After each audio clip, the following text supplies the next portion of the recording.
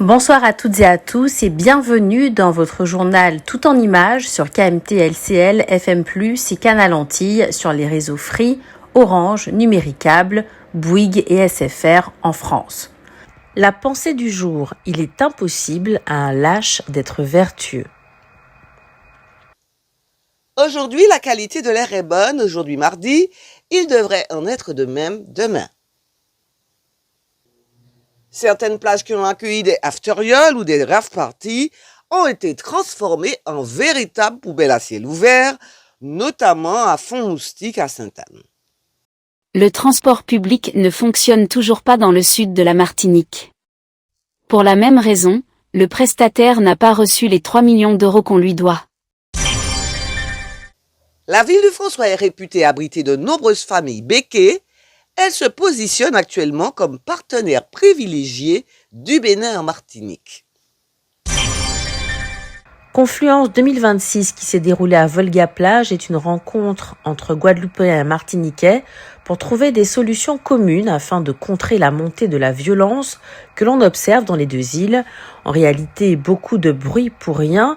Il y a longtemps que sur cette antenne, il a été proposé de simplement donner à l'éducation nationale les moyens de remplir son rôle d'éducation et non pas seulement un rôle d'instruction. La prévention contre la délinquance s'y ferait dès l'âge de 3 ans, un âge déjà important si l'on en croit les théories de Sigmund Freud que personne ne conteste. Dans le cadre du séjour de coopération institutionnelle et culturelle entre la Martinique et le Sénégal, organisé par l'association Martinique Yole Ronde Transmanche, une délégation sénégalaise a été reçue à la sucrerie La Salle aujourd'hui, mardi 4 août 2026. Cette délégation est composée de messieurs Augustin Senghor, maire de Gorée, Karim Sen, maire de Fimela, et Mamadou Lamine Dieye, directeur de cabinet du maire de Gorée. Ce séjour, qui se déroule du 1er au 7 août, vise à renforcer les liens historiques, culturels et institutionnels entre la Martinique et le Sénégal et à valoriser l'héritage commun d'Aimé Césaire et de Léopold Sédar Senghor. L'héritage commun d'Aimé Césaire et de Léopold Sédar Senghor étant bien entendu le concept de négritude, même si, président du Sénégal, Senghor n'est venu en Martinique qu'une seule fois, il y a 50 ans de cela. Les liens historiques et culturels à renforcer entre le Sénégal et la Martinique sont ceux qu'il convient d'entretenir entre le continent africain et sa diaspora, comme le fait le sous-continent indien avec sa diaspora, pour renforcer son rayonnement de par le monde. Les touristes en vacances en Martinique dépensent environ 1 000 € par semaine. De nombreux scientifiques cherchent un moyen de valoriser les sargasses. Leurs recherches sont vaines pour l'instant. Aucune piste ne semble prometteuse. Un parti politique semble avoir fait de la lutte contre les béquets son objectif principal. Il se déchaîne actuellement sur les réseaux sociaux au moment où le destin est parfois facétieux. Le Tour de Martinique des Yoles Rondes, la manifestation sportive la plus populaire de notre île, porte haut le nom d'un béquet, Cotterelle. C'est en effet la Yole Cotterelle Leader Mat qui a remporté ce tour. Plus de 300 000 Haïtiens aux États-Unis font face à une menace imminente d'expulsion en raison de l'expiration définitive de leur statut de protection temporaire. À la suite d'une décision de la Cour suprême validant la politique anti-immigration de l'administration Trump, les protections légales de la communauté haïtienne ont pris fin officiellement à la fin du mois de juillet, entraînant la perte immédiate du droit de travailler pour les personnes concernées. C'est ce lundi 3 août qu'expirait le délai donné aux Haïtiens pour quitter le pays. La police de l'immigration, l'ICE, a intensifié ses opérations de contrôle, plaçant certains anciens bénéficiaires sous surveillance électronique, bracelets aux chevilles, et exigeant des pointages obligatoires. Les vagues d'arrestations et de contrôle visent en priorité les États à forte communauté haïtienne, notamment la Floride, le Massachusetts et l'Ohio. L'administration Trump a déjà entamé des rotations aériennes à raison d'environ 2 vols de déportation hebdomadaires, soit environ 250 personnes ou plus par semaine, directement vers Haïti.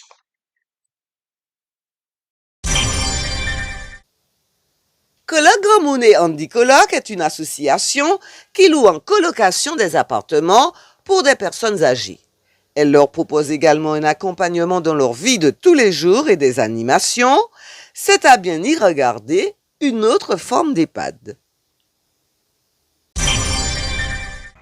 Depuis sa prison aux États-Unis, l'ancien président vénézuélien Nicolás Maduro appelle à une issue négociée. Dans un message, il affirme saluer tout chemin de dialogue. Il invite les autorités de Caracas et l'opposition à poursuivre les discussions. C'est sa première prise de parole publique depuis son incarcération.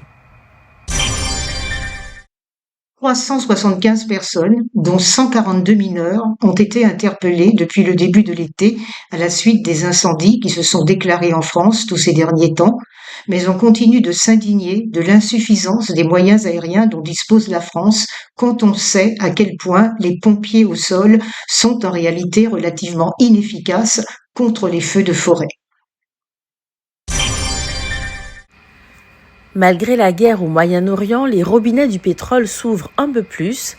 L'Arabie Saoudite, la Russie et 5 autres membres de l'OPEP+, se sont réunis en ligne ce dimanche 2 août. Ils ont décidé de relever les quotas de production de 188 000 barils par jour pour le mois de septembre, un rythme comparable au mois précédent, alors que les analystes attendaient plutôt une pause dans ce cycle de hausse. Rappelons qu'entre fin 2022 et 2023, le groupe avait retiré près de 6 millions de barils par jour du marché pour soutenir les coûts. Depuis 2025, changement de cap, les barils reviennent progressivement sur le marché, mais dans les faits, le cartel ne parvient plus à produire au niveau de ses propres quotas. En cause, la guerre au Moyen-Orient. Le détroit d'Ormuz, paralysé par l'Iran, entrave la production des pays du Golfe et la reprise des hostilités en juillet a de nouveau freiné la navigation tout en faisant grimper les risques en mer Rouge. La Russie n'est pas mieux lotie. Ses installations pétrolières, régulièrement visées par des drones ukrainiens, peinent à maintenir 9 millions de barils par jour, loin de l'objectif de 9 800 000.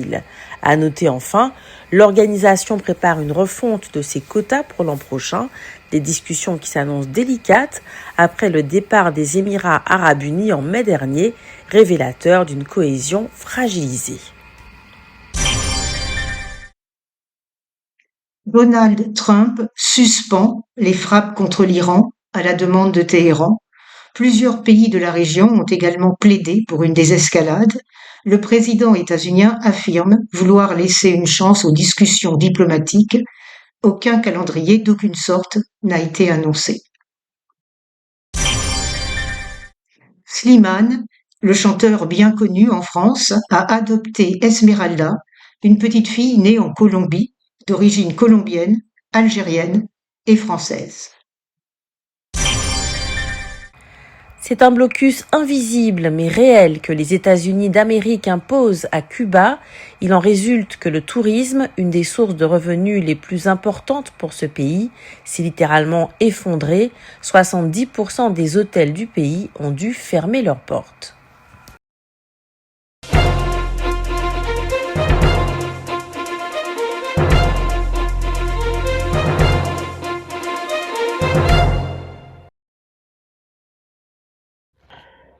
Hier, nous avions commencé pour vous la lecture d'un texte de Jean-Marie Noll, important à ce moment de notre histoire où, nous n'arrêtons pas de le signaler, l'instant balance au bord du choix.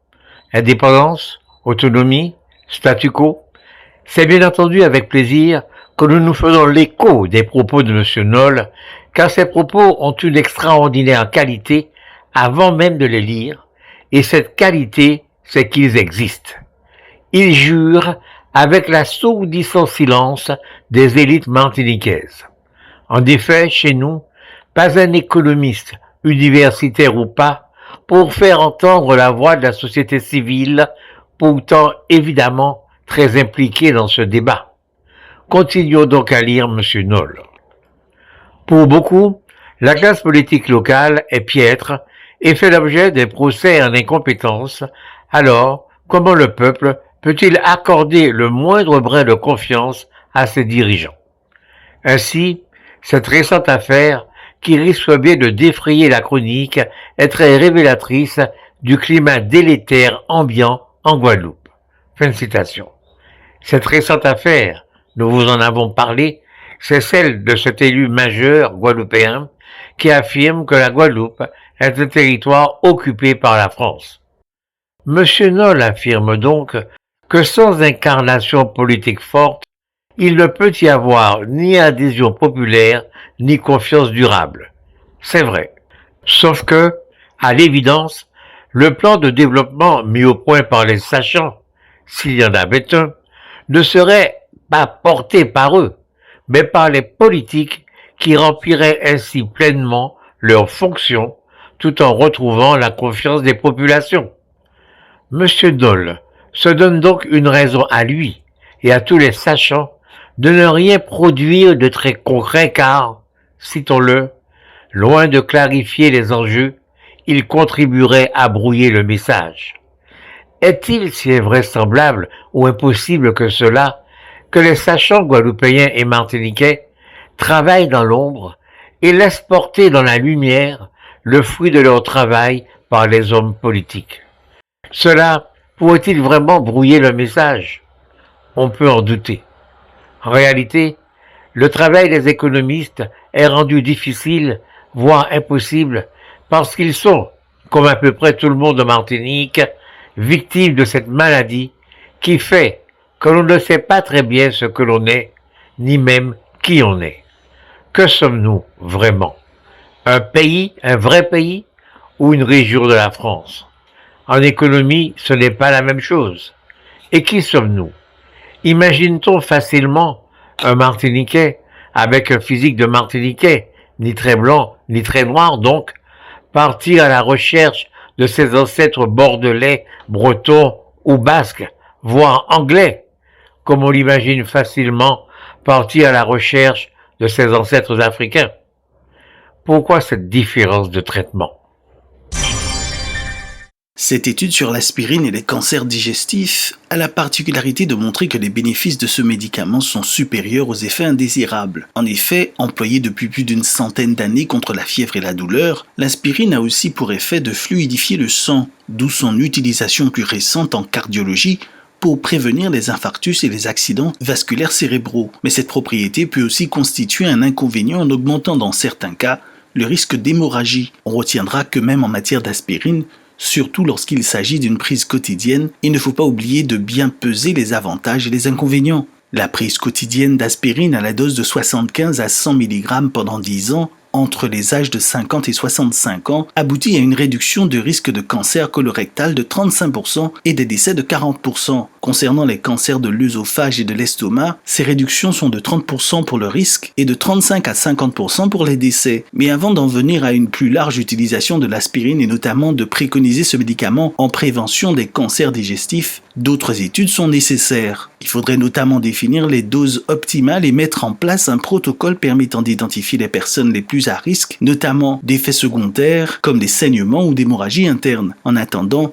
il n'est pas question de prendre tous les jours de l'aspirine de son propre chef, seul le médecin jugera opportun et au cas par cas de faire bénéficier son patient d'un traitement chronique par l'aspirine.